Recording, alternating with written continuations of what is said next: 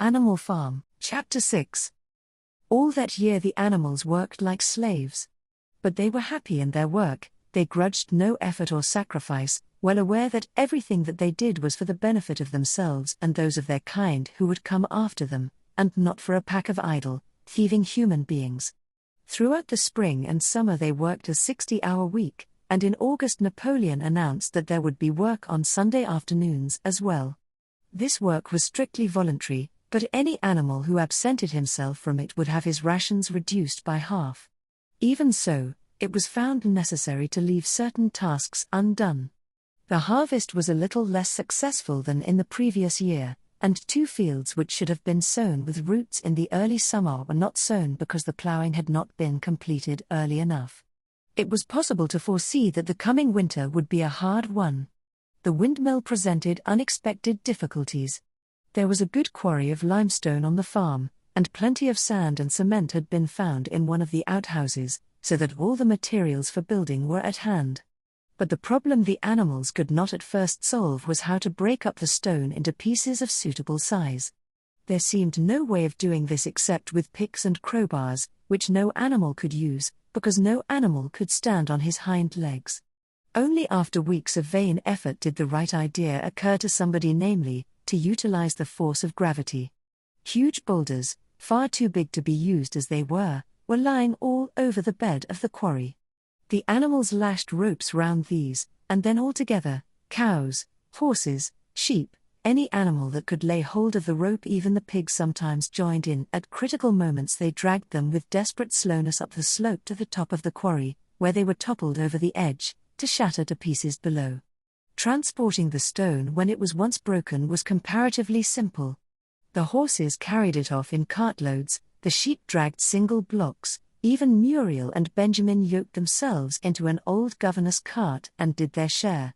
By late summer a sufficient store of stone had accumulated, and then the building began, under the superintendence of the pigs. But it was a slow, laborious process. Frequently it took a whole day of exhausting effort to drag a single boulder to the top of the quarry, and sometimes when it was pushed over the edge it failed to break. Nothing could have been achieved without Boxer, whose strength seemed equal to that of all the rest of the animals put together.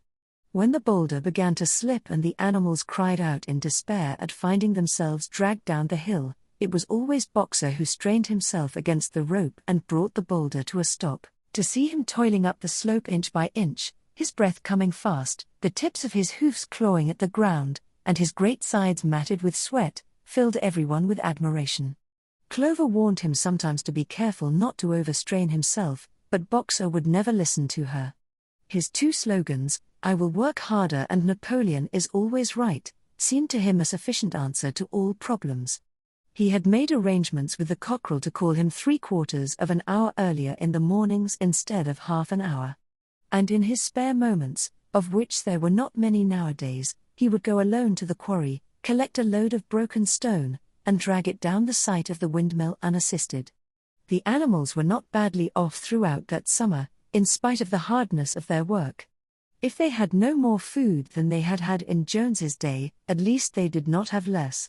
The advantage of only having to feed themselves, and not having to support 5 extravagant human beings as well, was so great that it would have taken a lot of failures to outweigh it. And in many ways the animal method of doing things was more efficient and saved labor. Such jobs as weeding, for instance, could be done with a thoroughness impossible to human beings. And again, since no animal now stole, it was unnecessary to fence off pasture from arable land, which saved a lot of labor on the upkeep of hedges and gates. Nevertheless, as the summer wore on, various unforeseen shortages began to make themselves felt. There was need of paraffin oil, nails, string, dog biscuits, and iron for the horses' shoes, none of which could be produced on the farm. Later there would also be need for seeds and artificial manures, besides various tools and, finally, the machinery for the windmill. How these were to be procured, no one was able to imagine.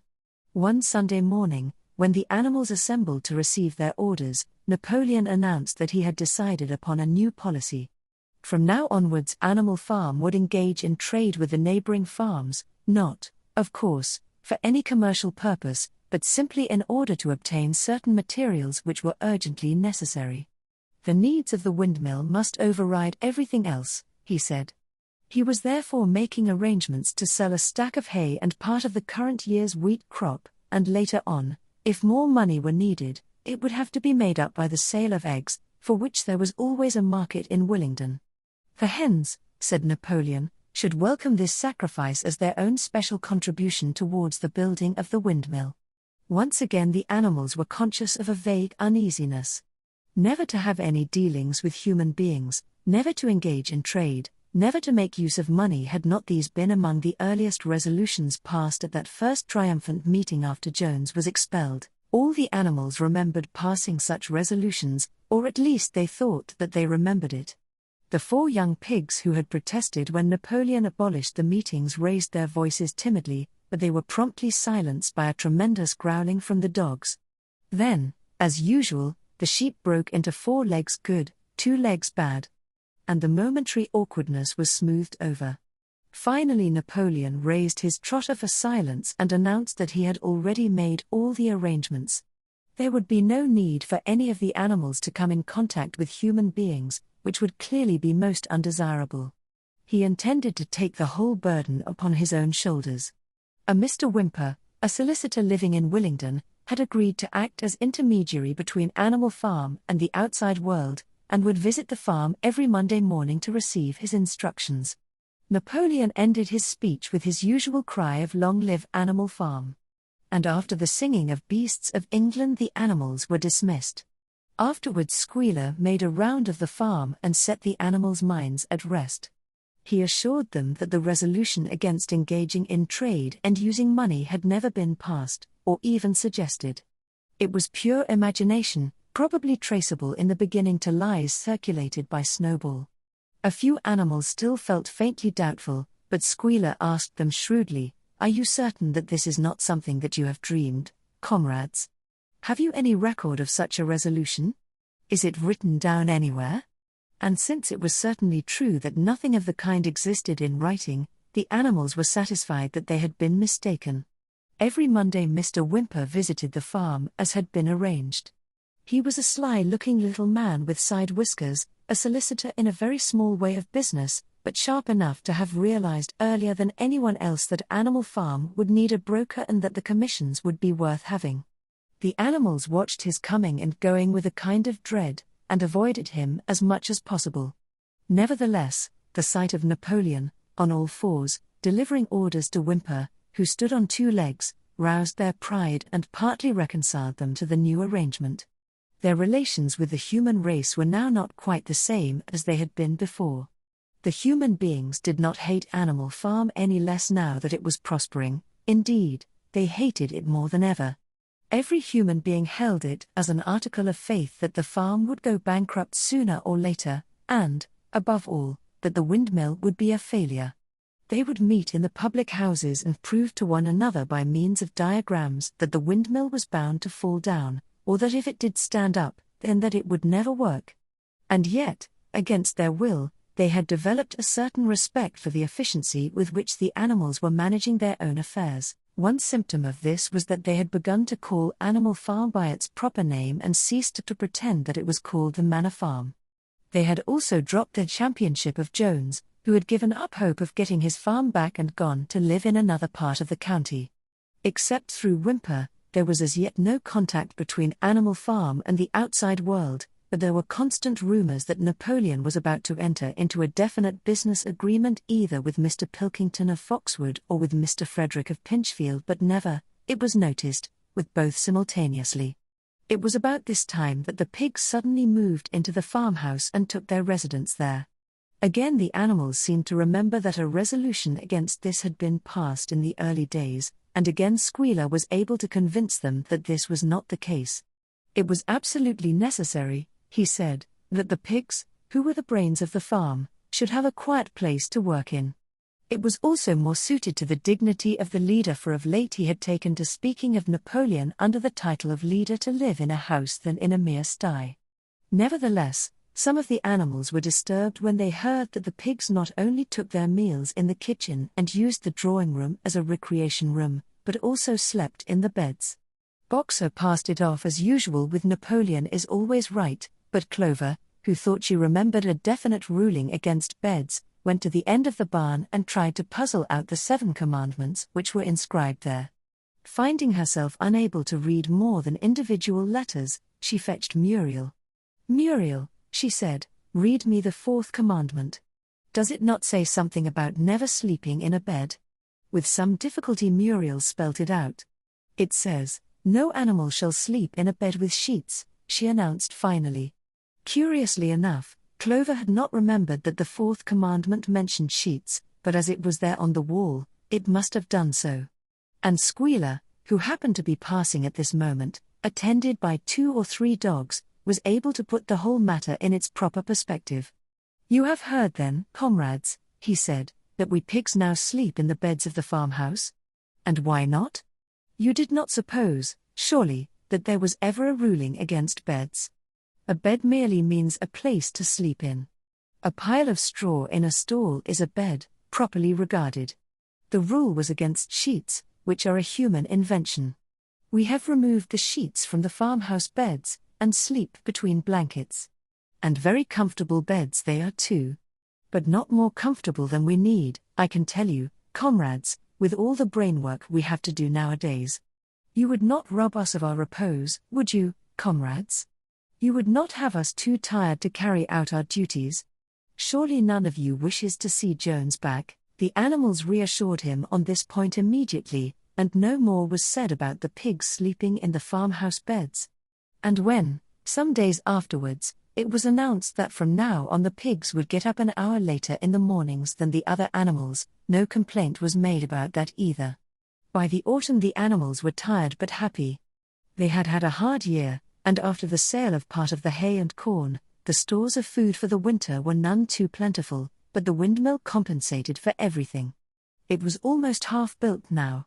After the harvest there was a stretch of clear dry weather, and the animals toiled harder than ever, thinking it well worth while to plod to and fro all day with blocks of stone if by doing so they could raise the walls another foot. Boxer would even come out at nights and work for an hour or 2 on his own by the light of the harvest moon. In their spare moments the animals would walk round and round the half-finished mill, admiring the strength and perpendicularity of its walls and marveling that they should ever have been able to build anything so imposing. Only old Benjamin refused to grow enthusiastic about the windmill, though, as usual, he would utter nothing beyond the cryptic remark that donkeys live a long time. November came, with raging southwest winds. Building had to stop because it was now too wet to mix the cement.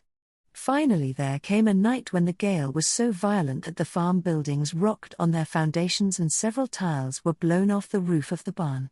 The hens woke up squawking with terror because they had all dreamed simultaneously of hearing a gun go off in the distance. In the morning the animals came out of their stalls to find that the flagstaff had been blown down and an elm tree at the foot of the orchard had been plucked up like a radish. They had just noticed this when a cry of despair broke from every animal's throat. A terrible sight had met their eyes.